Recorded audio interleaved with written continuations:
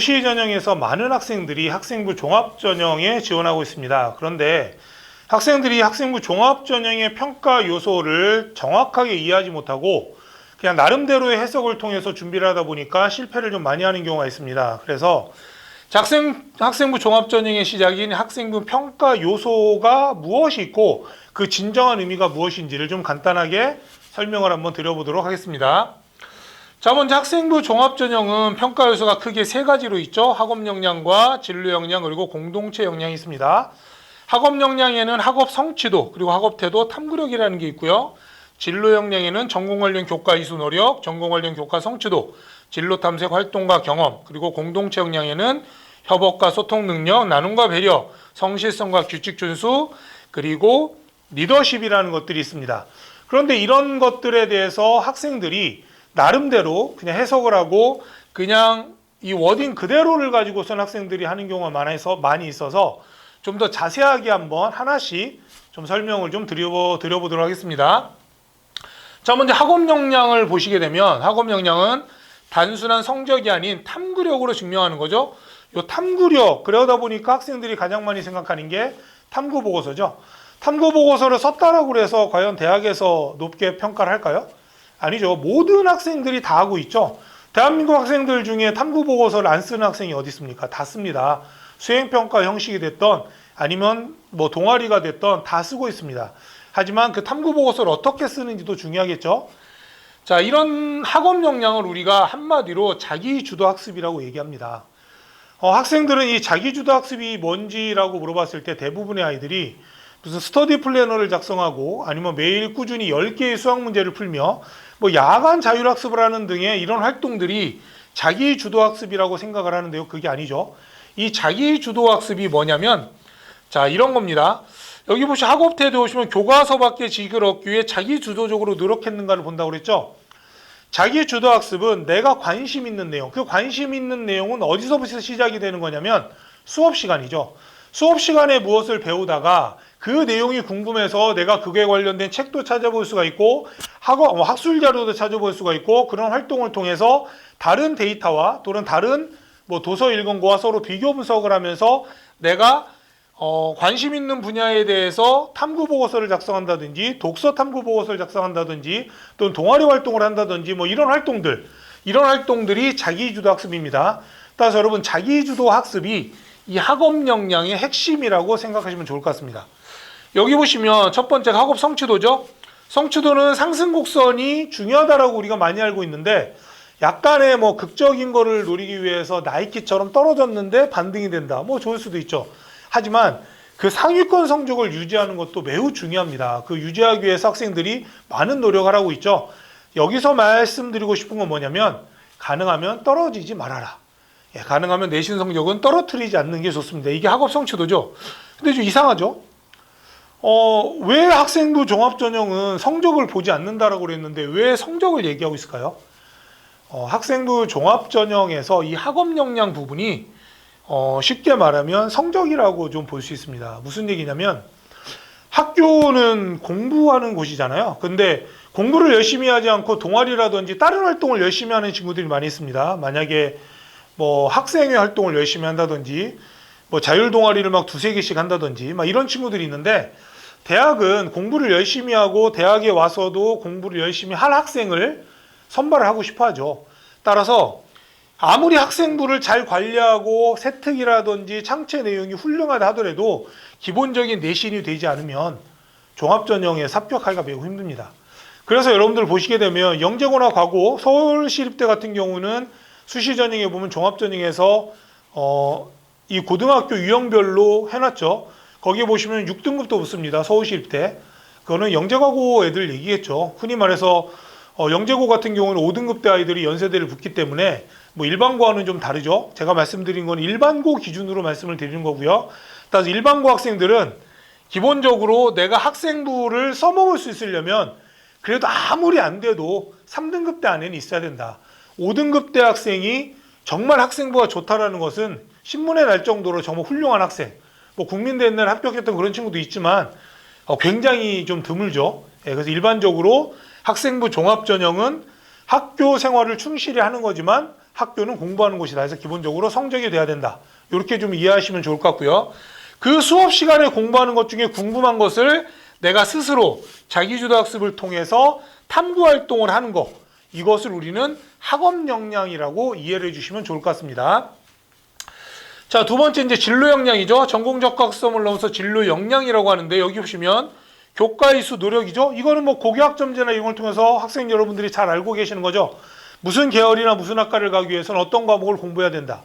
가끔씩 뭐 이런 거 물어보는 친구 있습니다. 선생님, 저는 생명과학 쪽으로 가려고 하는데요. 생명이니까 물리 안 들어도 되지 않나요? 기본적으로 물리는 과학 과목에서의 기본이죠. 그래서 1, 2등급인 친구들, 9등급 체제에서 이런 친구들은 물리를 좀 들어놓는 게 좋지 않을까라는 생각을 하고요. 뭐 3등급 때인 경우에도. 그런데 이제 지방에 있는 학교들 보면 학생 수가 적어서 물리라든지 이런 과목들이 아이들이 선택을 안 하다 보니까 소인수 과목이 되기도 하는데, 이런 소인수 과목을 선택해서 내가 노력하는 거, 우리 학교에 개설이 안 된 걸 공동교육과정을 통해서 내가 스스로 공부하는 거, 이런 것들을 모두 교과 이수 노력으로 봅니다. 그리고 두 번째 보면 성취도죠. 성적입니다. ABC. 가끔씩 이런 거 물어보는 친구가 있으면, 선생님 저 어떤 과목이 C인데 C가 있으면 불리한가요? 불리하겠죠. B가 맞은 친구보다 불리하지 않을까요? 하지만 내가 C를 맞을 수밖에 없었던 노력이나 그 과목에 있는 세특의 내용을 보고 대학교에서 긍정적으로 평가할 수도 있겠죠. 단순하게 성취도만 보지 않는다는 것을 좀 기억하시면 좋을 것 같습니다. 자, 진로 탐색. 내 진로하고 관련된 것들 하면 좋은데 어떤 걸 하면 좋을까요? 진로하고 관련된 어떤 노력을 하는 게 좋을까요?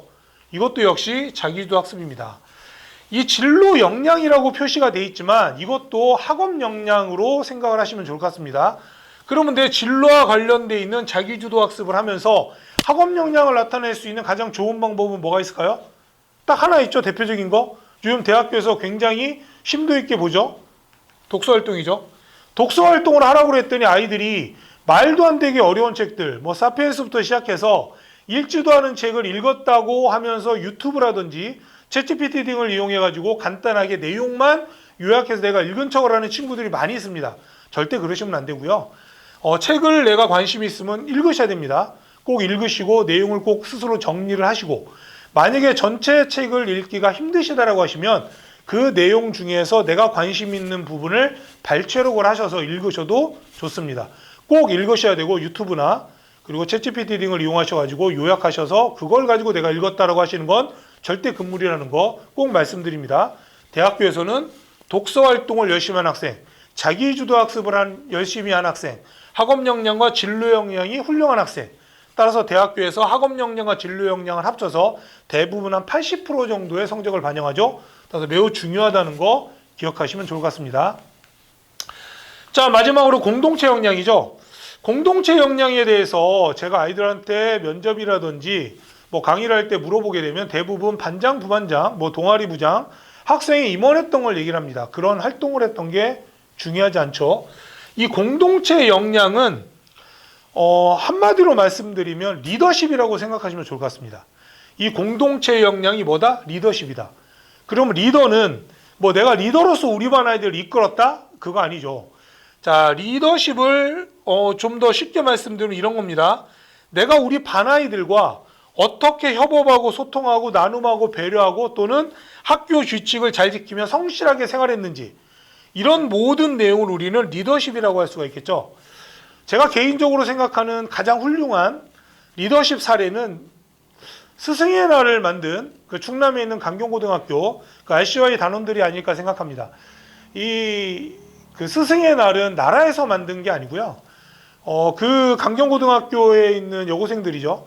그 퇴직하신 선생님들과 뭐 병으로 계신 선생님들을 찾아뵙는 활동에서 시작한 것이 전국으로 퍼지고 선생님에 대한 감사를 표현하는 그런 날로 바뀌었죠. 그래서 내 행동으로 인해서 어떤 다른 사람의 행동이 바뀌거나 또는 다른 사람의 행동을 보고 나의 행동이 바뀌어서 그 과정을 통해 무엇인가를 배우고 느낀 사례, 이것이 우리 반 또는 우리 학교에 영향을 줄 수 있는 거. 뭐 쉽게 말씀드리면 재활용 쓰레기통이 너무 더러워서 금요일 날 집에 가기 전에 재활용 쓰레기통을 깨끗이 씻은 다음에 뒤집어 놨는데 내가 하는 행동을 보고 우리 학교에 있는 다른 반 아이들도 재활용 쓰레기통을 닦기 시작을 했다든지 뭐 이런 사례들이 어떻게 보면 공동체 역량을 나타낼 수 있는 가장 좋은 게 되는 거죠. 그리고 요즘 공동체 역량에서 조금 더 나아가서 봉사활동을 대학교에서도 가끔씩 물어봅니다. 그래서 일부 학교에서는 이 공동체 역량에 봉사를 합쳐서 캠페인 활동을 많이 시키기도 합니다. 따라서 여러분들 혹시 공동체 역량을 뭘 해야 될지 부족하다거나 봉사활동, 내 진로에 관련된 봉사활동을 뭘 해야 될지 좀 고민되신다고 하시면 학교 내에서 캠페인 활동을 같은 반에 있는 같은 계열에 관심 있는 친구들끼리 한 3, 4명이 프로그램을 짜가지고 진행해 보시는 것을 권장을 좀 드리겠습니다. 뭐 일부 대학에서는 캠페인 그만 좀 했으면 좋겠다 라고 얘기하는 학교들도 있습니다. 그만큼 발빠른 고등학교들은 이미 옛날부터 하고 있다는 거죠. 지금 뭐 아마 전국에 있는 거의 8, 90% 고등학교에서는 캠페인에 대해서 크게 뭐 생각을 안 하실 수도 있는데 학생들께서 미리 자기 주도적으로 리더십을 좀 챙기는 걸 좀 말씀을 좀 드리도록 하겠습니다. 자, 리더십, 공동체 역량은 다른 말로 리더십이라는 거 꼭 기억하시고요. 자, 그 중에서 우리가 이제 이 세부 능력 특기 사항이 학업 역량을 나타낸다고 보통 아이들이 얘기하죠. 그리고 창의력 체험 활동이 진로 활동을 얘기를 하는 거고, 뒤에 있는 행동 특성 발달 사항이 공동체 역량이라고 보통 얘기를 하는데, 1, 2등급인 아이들까지는 모든 역량이, 자, 9등급 체계입니다. 9등급 체제에서 1, 2등급인 아이들까지는, 그리고 5등급 체제에서는 1등급 중후반 정도인 아이들까지는 모두 학업 역량이라고 생각하시면 좋을 것 같습니다. 자, 먼저 동기죠. 무조건 수업 중에서 궁금한 겁니다. 수업 시간에 무엇을 배우다 궁금한 내용을 가지고 독서하나 논문을 탐색하거나 실험을 하거나 이 과정을 통해서 내가 무엇을 배우고 느꼈는지, 그리고 내가 새롭게 알게 된 내용을 바탕으로 해서 보고서를 쓰고 수업 시간에 발표를 하고 친구들과 토론하는 활동을 하고, 이 과정 속에서 새롭게 생긴 궁금한 사항이 후속 활동의 동기가 되는 거죠. 따라서 동기과정 결과가 계속 순환 반복하는 이런 프로그램을, 내가 스토리를 꼭 짜서 운영을 해야 됩니다. 여기 보시게 되면 뭐뭇의 의문을 가져 뭐뭐를 읽고 새로운 관점을 도출하고 보고서를 작성하고 뭐뭐한 원리를 깨닫고 배운 점이죠. 심화 탐구 활동, 다음에 무엇을 할 것이다. 이 기본적인 틀이 탐구 보고서 형식이 되는 거죠. 따라서 뭐 제가 학생부 분석 이후에 탐구 보고서에 대해서도 한번 자세하게 설명을 한번 드리도록 하겠습니다.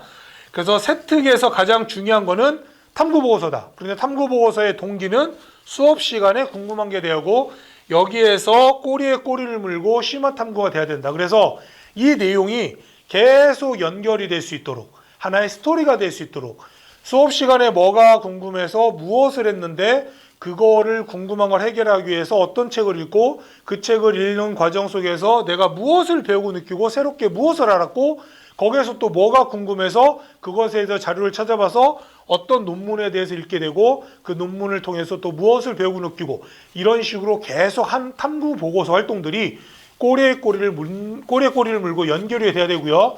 중요한 거는 최소한 3개의 스토리로 연결이 돼야 됩니다. 그 스토리의 핵심은 키워드가 되겠죠. 요거는 다음에 한번 제가 다시 한번 설명드리도록 하겠습니다. 자, 그리고 독서 전략. 내가 무엇을 해야 될지 모를 때 학업 역량과 진로 역량의 모든 것을 나타낼 수 있는 것 중에 가장 좋은 게 이 독서 활동이죠. 독서 활동을 뭘 해야 될지 모를 때는 우리가 뭐 많이 쓰고 있는 비서 있죠? 뭐 챗GPT 같은 애한테 물어보시면 됩니다. 내가 무슨 활동을 했는데 이거에 관련돼서 다음에 뭘 하고 싶은데 거기에 관련된 뭐 도서라든 이런 걸 찾아줘. 그럼 요즘 뭐 아이들이 좀 똑똑해져서 뭐 출처까지 다 해서 뭐 예스입사나 교보문고 같은 그런 온라인 서점까지도 연결이 돼서 링크가 나오기 때문에 그거를 통해서 내가 관심 있는 도서이고 나에게 도움이 되는 도서인지 꼭 체크하셔서 읽는 거. 그지 독서를 대학교에서는 많이 좀 평가를 하고 있다는 거 꼭 기억하시기 바라고요. 교과 연계, 수업에 관련된 거, 진로의 연계, 그리고 융합, 통섭적 사고 증명이죠. 인문적 소양을 갖고 있는데 나는 공대를 갖고 있기 때문에 인문서적을 안 읽는다, 이런 게 아니고, 인문이든 자연이든 공학이든 의료보건이든 좀 범위를 넘어서서 전체적으로 넓게 공부할 수 있는 이런 통섭적 사고를 하는 것 중에 가장 중요한 게 독서라는 거. 그리고 내가 다음에 탐구 활동을 뭘 해야 될지 모를 때 중간에 징검다리 놓듯이 도서를 하나 연결하시는 것도 매우 좋은 방법 중에 하나입니다. 따라서 여러분들 방학이나 이럴 때 학기 중에는 뭐 독서 활동을 하기가 좀 힘들잖아요. 그리고 뭐 독서로 제가 이제 많이 추천하는 것이 자율 동아리죠. 자율 동아리를 반 아이들끼리 비슷한 계열인 아이들끼리 해서 뭐 한두 달에 한 번씩 책 읽고 토론하는 거. 그러면 반 아이들이 5명이 독서 토론을 하게 되면 나는 한 권 읽지만 5명이기 때문에 독서 토론하게 되면 5권의 책을 읽는 효과도 좀 얻을 수가 있습니다. 뭐 여러분들 나중에 대학교 가시게 되면 뭐 대학원이나 이런 데 가시면 이제 세미나 같은 거 많이 하시죠. 이런 식으로 독서 토론을 좀 하셔서 그 스토리를 듣고 나에게 도움이 된다라고 하시면 내가 또 책을 읽을 수 있는 이런 과정을 하시면 조금 더 독서를 좀 재미있게 할 수 있지 않을까 한번 생각해 봅니다. 따라서 어떤 책을 읽고 어떤 책을 읽고 이런 거 아무 의미 없습니다. 읽게 된 동기, 왜 읽었는지, 뭐가 궁금해서 무엇을 알기 위해서 이 책을 읽었다라는 식의 동기가 있어야 되고 그 과정을 통해서 무엇을 배우고 느꼈고 그리고 다음에 내가 어떻게 할 것이다 라는 거를 세특에 꼭 쓰셔야 되는데 세특에 보면 가끔씩 이런 내용들이 들어가 있는 친구들이 있습니다. 뭐냐면 다음에 무엇을 탐구하려고 하는 의지를 보임 또는 다음에 무엇을 탐구할 계획임 이라는 게 세특이나 창체에 들어가 있는데 그 다음에 1년이 지나도 그런 거를 활동을 안 하는 친구들이 있습니다. 그러면 안 됩니다. 이건 굉장히 큰 실수거든요. 그런 내용이 적혀 있는데 안 했다라는 것은 내 학생부에 대한 신뢰도를 떨어뜨리는 거죠. 내가 뭐를 하겠다라는 의지를 보이거나 할 계획이 있으면 그래도 빠르면 다음 학기에는 그거에 연계된 후속 탐구 활동을 꼭 하실 수 있도록 그리고 여러분들 다음부터는 제가 학생부 토다보기라고 그래가지고 학생부 분석하는 법에 대해서 한번 설명을 드릴 건데 여러분들 학생부 꼭 그 정부24나 이런 데서 꼭 출력 받으셔가지고 내가 현재 어떻게 세특이 써져 있는지 이 학교생활 기록부는 타인 소개서죠. 담임 선생님께서 내가 학교에서는 활동을 보고 적어주시는 거죠. 그 내용에 해당하는 글감은 여러분들 학생 여러분들이 선생님께 드리는 겁니다.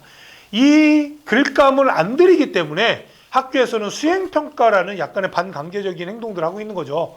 여러분들이 수행평가를 넘어서서 심화 탐구 활동을 하고 그리고 세특에는 내가 관심 있는 분야에 대해서 2개 정도의 내용이 들어갈 수 있도록 이렇게 관리를 하시고 내가 어떤 내용이 적히고 다음 학기 무슨 과목에는 여기에서 했었던 내용을 바탕으로 어떤 심화 활동을 하겠다라는 학업계획서까지 구상하셔서 계획을 하신다라고 하면 학생부 종합전형의 합격은 여러분들이 될 것입니다. 그게 바로 이런 스토리를 만들어야 되는 거죠. 1학년 때는 다양한 탐색 활동을 할 수 있습니다.